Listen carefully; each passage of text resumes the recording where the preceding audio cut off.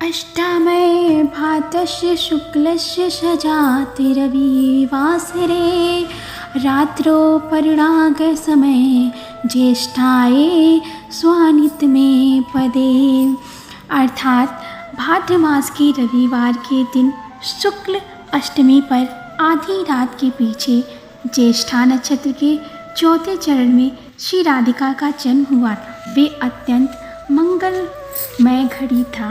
वह पल था भाद्र मास की शुक्ल पक्ष की अष्टमी अर्थात जन्माष्टमी के ठीक 15 दिन के बाद का समय प्रातःकाल का समय था। वृषभानु महाराज दैनिक क्रिया हेतु यमुना नदी के तट पर खड़े थे। चारों ओर वातावरण प्रफुल्लित और शांत था। अनेक सुंदर पक्षी अपनी मधुर आवाज़ में प्रातःकाल का स्वागत कर रहे थे।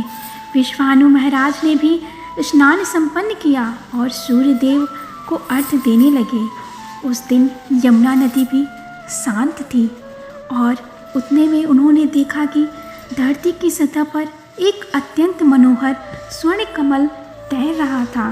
कौतूहलतावश वृषभान कमल के पास गए और जब उन्होंने उसमें देखा तो आश्चर्यचकित रह गए।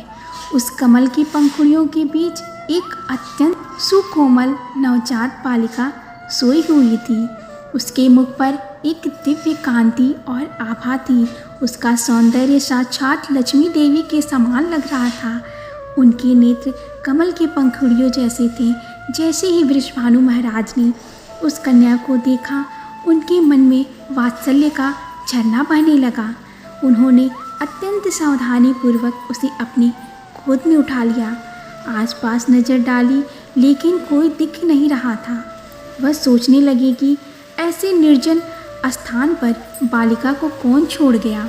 अब इसे यहाँ अकेले छोड़ना भी सुरक्षित नहीं था और दूसरी ओर इस बालिका को देखकर उनके अंदर पिता की भावनाएं इतना तीव्र हो रही थीं कि उसको स्वयं से दूर भी जाने नहीं देना चाह रहे थे। तभी उसी क्षण ब्रह्मा जी प्रकट हुए। वृषभानु महाराज ने उन्हें प्रणाम किया। महाराज ब्रह्मा जी ने उनसे कहा, तुमने और तुम्हारी पत्नी ने बरसों कठिन तपस्या की है।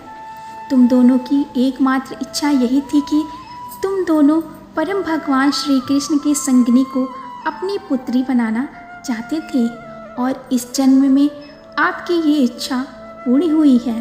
तुम्हारी हाथ में जो ये नवजात बालिका है वह साक्षात भगवान की अंतरंगा शक्ति और नित्य संगिनी है।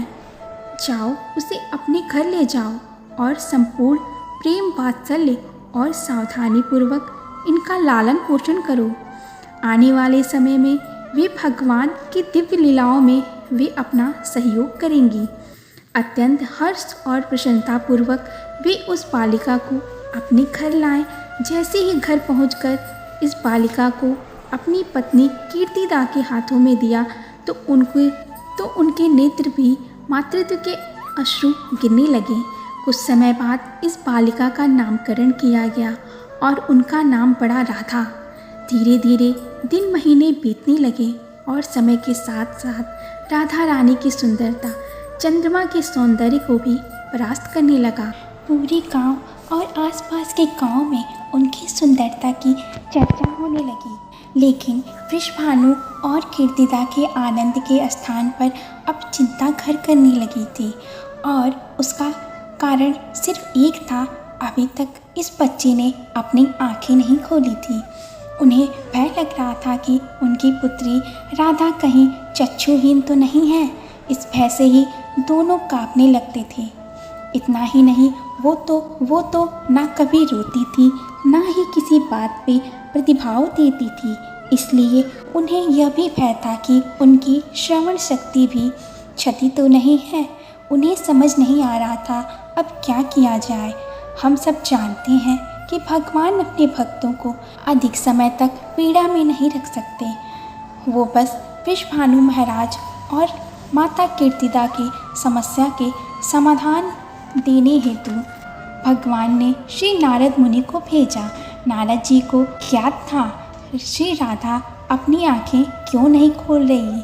तो उन्होंने वृषभानु महाराज से कहा, हे वृषभानु महाराज, शीघ्र ही अपनी पुत्री के जन्म उत्सव मनाने हेतु भव्य कार्यक्रम का आयोजन करें और उसमें आपके परम मित्र नंद महाराज को परिवार के साथ आने के लिए आमंत्रित करिएगा।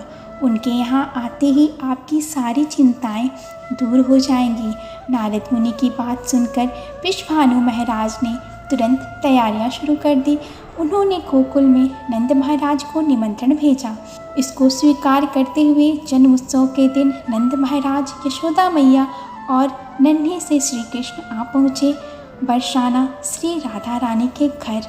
इतने समय बाद नंदराज, वृषभानु महाराज, यशोदा मैया, कीर्तिदा एक दूसरे से मिलने पर बधाइयाँ देने लगे। लेकिन हमारे नन्हे से नंद गोपाल जानते थे उनको इस समय क्या करना है। अपने छोटे पाँव के घुंघरू और कमर बंद को झनकाते हुए घुटनों के बल नन्हे से श्री कृष्ण पहुँच गए उस स्थान पर जहाँ राधा रानी को सुंदर से पालने में सुलाया हुआ था। जैसे ही श्री कृष्ण झूले के पास पहुँचे तो उनके शरीर के सुगंध से राधा रानी समझ गईं कि उनके प्राणनाथ साक्षात श्री कृष्ण उनके समीप आ चुके हैं और अब वे इनका दर्शन कर सकती हैं। इस प्रकार से सबसे पहली बार राधा रानी ने अपने कमल के पंखुड़ियों के समान आँखों को खोला और सर्वप्रथम कृष्ण के दर्शन किए। श्री कृष्ण भी राधा रानी को देखकर अत्यंत प्रसन्न हो गए और कुछ ही समय में राधा रानी रोने लगी। जब वृषभानु और माता कीर्तिदा ने अपनी पुत्री की मधुर आवाज़ सुनी तो देखा कि उसने अपने नेत्र खोल दिए हैं तो वह बहुत हर्षित हो गए। आखिर इतने महीनों बाद उनकी पुत्री ने आंखें खोली थीं और किसी बात पर अपनी प्रतिक्रिया भाव भी दिया था। ये सब देखकर इस उत्सव का हर्ष दोगुना हो गया। इस प्रकार परम भगवान की लीलाओं में सहयोग देने और उन्हें आनंद प्रदान करने हेतु धरातल पर श्रीमती राधा रानी का आगमन हुआ। वास्तव में राधा रानी और श्री कृष्ण में कोई भेद नहीं है। श्री कृष्ण रसराज हैं तो श्रीमती राधा रानी भाव स्वरूप है, यानी महाभाव है। तो इस साल राधा जन्माष्टमी की आप सभी को हार्दिक शुभकामनाएं। राधा रानी और भगवान श्री कृष्ण आपकी सारी मनोकामनाएं पूर्ण करें और आप अपना ख्याल रखिएगा। अगर आपको हमारा ये चैनल और हमारी ये वीडियो पसंद आ रही हो तो हमारे इस चैनल को सब्सक्राइब कीजिएगा और प्रेम से बोलिएगा, श्री राधे राधे, जय श्री कृष्णा।